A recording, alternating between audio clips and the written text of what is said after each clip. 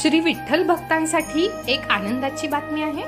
पंढरपूरच्या श्री विठ्ठल रुक्मिणी मंदिराचे गेल्या 1.5 ते 2 महिन्यापासून पुरातत्व विभागाच्या देखरेखीखाली काम सुरू आहे। हे काम आता अंतिम टप्प्यात आलंय। वारकरी भाविकांना विठ्ठल मंदिराचे 700 वर्षांपूर्वीचे मनमोहक रूप पाहावयास मिळणार आहे।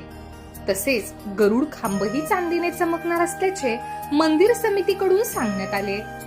तर येत्या 2 तारखेपासून पदस्पर्श दर्शन ही भाविकांना घेता येणार आहे।